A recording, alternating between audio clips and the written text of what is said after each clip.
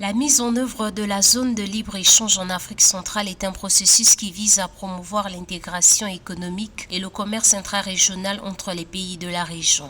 Les pays de la sous-région sont amenés à adopter des mesures commerciales appropriées afin de renforcer le commerce intracommunautaire qui se situe à peine autour de 2%, un faible taux d'échanges commerciaux qui fait de la communauté économique et monétaire de l'Afrique centrale, CEMAC, la zone la moins intégrée du continent par rapport à la moyenne continentale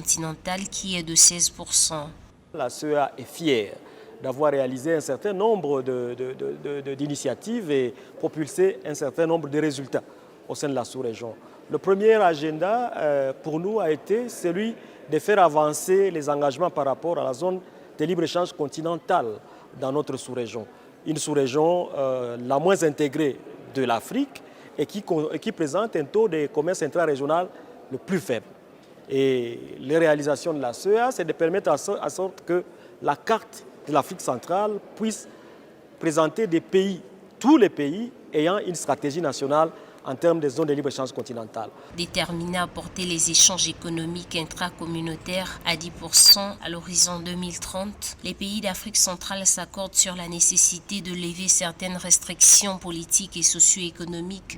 qui constituent un réel obstacle pour la libre circulation des personnes et des biens. Dans le cadre de la ZLECAf, les droits de douane de 90% des marchandises libéralisées seront réduits au plus tard en 2030 et de 7% en 2035, les pays étant autorisés à taxer 3% des biens produits. En essayant de marier nos initiatives sur l'industrialisation avec toutes ces initiatives que nous avons engagées au niveau national et sous-régional, liées à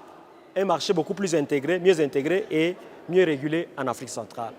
Il convient toutefois de noter que la mise en œuvre de la zone de libre-échange en Afrique centrale fait face à certains défis tels que les différences économiques et structurelles entre les pays membres, les infrastructures insuffisantes, les conflits politiques et les problèmes de gouvernance. Malgré ces défis, la création d'une zone de libre-échange en Afrique centrale représente une opportunité économique et commerciale importante pour la région.